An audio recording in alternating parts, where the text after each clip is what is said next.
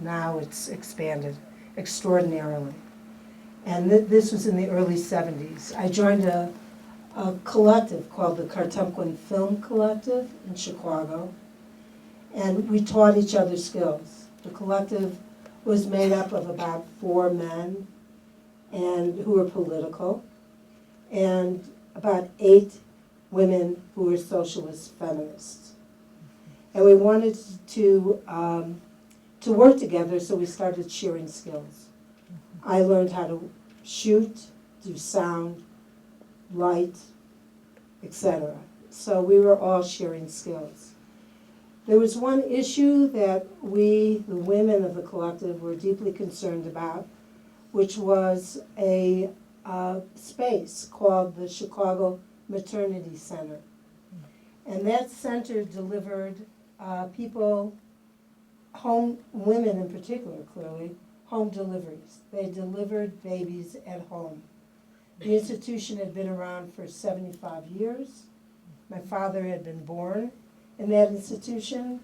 Hospitals were only really a result of World War II. So most people had their babies at home. For many people in Chicago, culturally, this was a thing to do. For many people, they couldn't afford to go to the hospital. And other women decided that this is what they wanted to do, which was to have their babies in full view of their whole families and friends. The maternity center, as I said, was around for 75 years. It was run by a doctor. Her name was Dr. Beatrice Tucker. And she got interns and residents from Northwestern University to staff the center, which is located in the center of Chicago. At the point you should know that the maternity center delivered babies, but also exceptional prenatal care. The infant mortality rate of the Chicago Maternity Center was way below that of Chicago in general. So those of us in the collective wanted to do a film about the Chicago Maternity Center.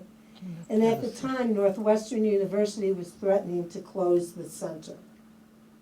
So how do you tell this story? And how do you become a part of the struggle to save the Chicago Maternity Center? We started doing a film in a very traditional way, that of direct, or what you might call observational cinema, following a woman through her prenatal care and through delivery. And we also followed a group of women that we were a part of.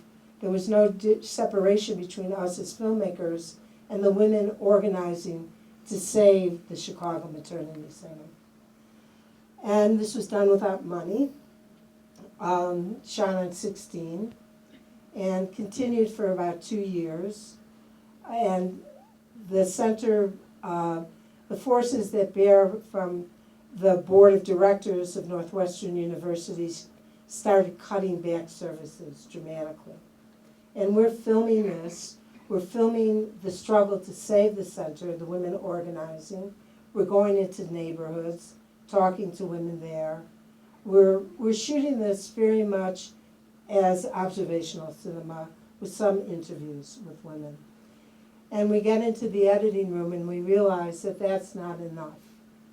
That it's not enough to just follow the story. There was something missing.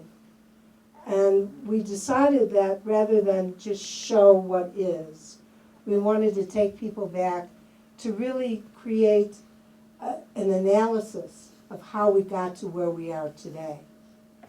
So this was kind of revolutionary in terms of documentary filmmaking, to go outside the normal diegesis of the story and to include a section that's a historical analysis.